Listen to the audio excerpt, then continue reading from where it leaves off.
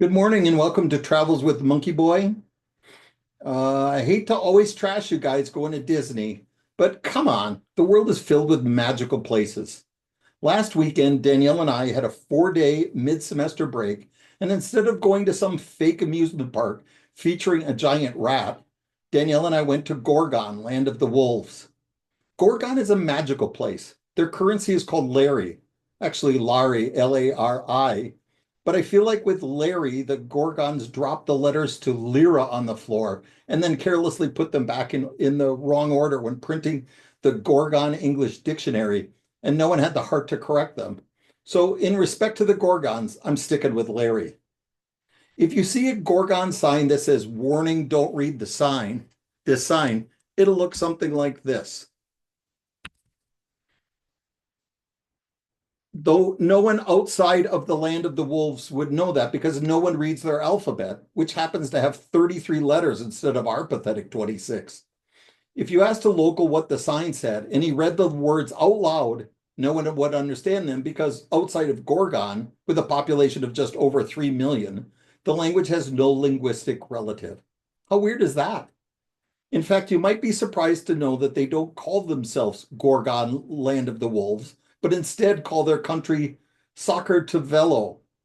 It was the Persians that gave them the name Gorgon, and since millions spoke Persian and interacted with the Persians, and no one could speak the Gorgon language, history has stuck them with the name Gorgon. It's a beautiful country with the majestic Caucasian mountains to the north, where we Caucasians come from, saltwater seas to the east and west, and warring nations surrounding them. And when I say warring, next door neighbors Azerbaijan and Armenia had a war a month ago. The Turkish leader recently suggested that Batumi, Gorgon's second largest city, should be part of Turkey. And Russia practiced for their war with Ukraine by eating part of Georgia, of Gorgon. What a weird place, right? To clear things up a bit, the Brits anglicized the word Gorgon into Georgia.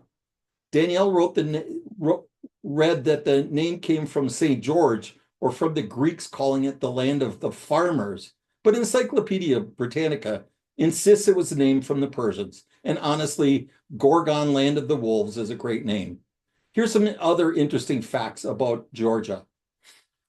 Apparently, there's a US state with the same name. Weirdly, when Georgia the state established their name, Georgia the country had been called that for 1,000 years. But Georgia the state was fine with that, not even bothering with throwing new in front, like New Georgia, as is the geographic tradition. Perhaps we should just rename Idaho France, or New Mexico could become just Mexico. Come on, New Georgia, do better. No, Georgia the state was named for King George, and they probably didn't even know about Gorgon and the whole wolves thing. Herodotus, the Greek historian, go read Herodotus. It's really fun because he mixes real history with crazy rumors from the time, like in India where there were giant ants as big as foxes. Anyway, Herodotus talked of Georgia. He said the people were the Colchis, and they were descendants of Black Egyptians living in the Black Sea next to the Caucasian mountains. A very confusing area. And if you love Greek mythology, Lizzie Morris, Colchis was where Jason and the Argonauts went to find the Golden Fleece, and there met the king's daughter, Medea. The Golden Fleece was the golden woolen coat from a flying ram that swooped in to save this guy's life, who was about to be sacrificed, and flew him to safety in Kochi, where the guy immediately killed the ram as a sacrifice to Zeus. Ouch. Tough being a heroic sheep in ancient Greece. Anyway, Medea was an enchantress who helped Jason get the golden fleece from the Koki dragon and later married him. Jason, not the dragon. They escaped Kochi by taking Medea's brother and chopping him into bits and throwing the part at the king to distract him. Ah, Greek mythology. Note, none of the people that I was traveling with had ever heard of Jason and the Argonauts. RIP US education system. The famous Greek playwright Euripides wrote a play about Medea after her marriage with Jason.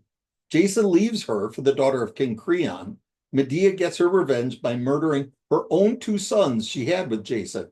She murdered King Creon and the offending daughter. Honestly, don't mess with Georgian enchantresses. Georgia is not only the land of the wolves, but also makes a strong claim to be the home of wine.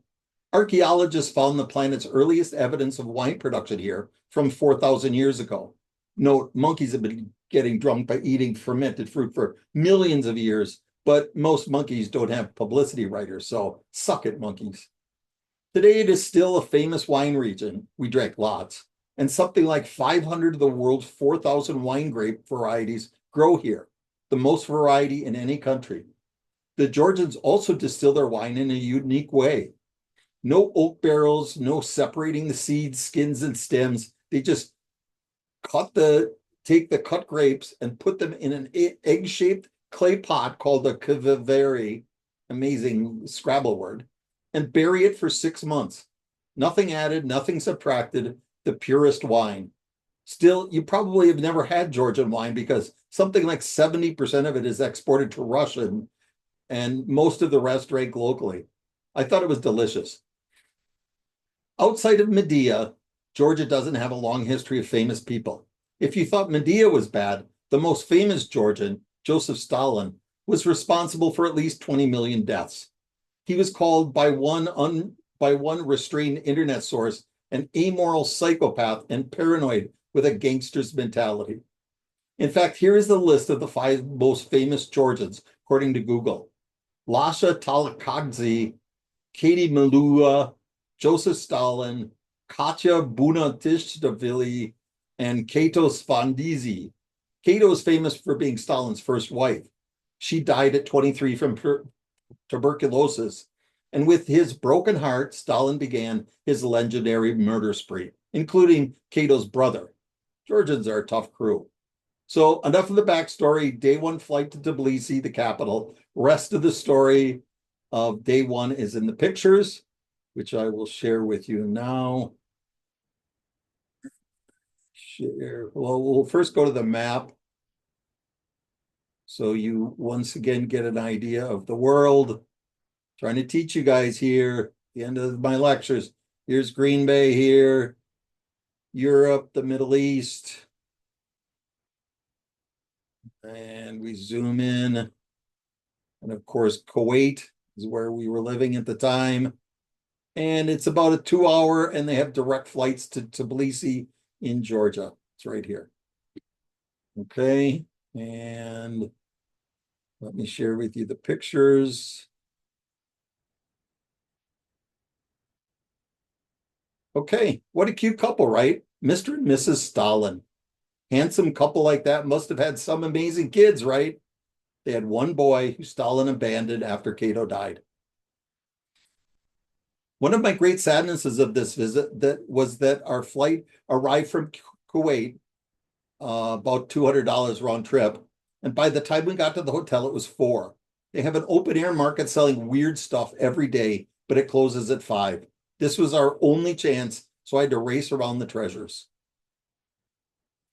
I was looking for Nazi coins. I bought one in Macedonia 5 years ago, but Danielle threw it away saying I was a monster. I explained that I had bought it so when I completed my time machine, I could go back, kill Hitler, and then buy a Diet Coke with my coin.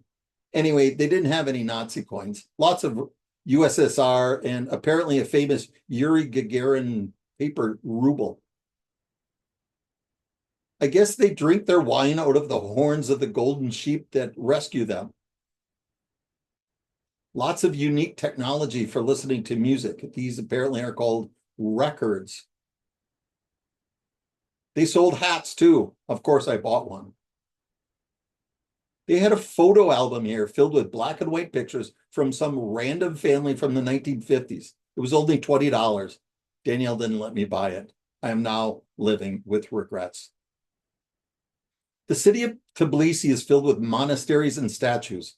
For some godforsaken reason, we walked from the open air market to our restaurant.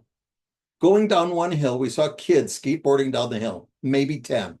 Halfway down, he stopped, pulled a pack of cigarettes from his back pocket, lit one up, and continued on his way.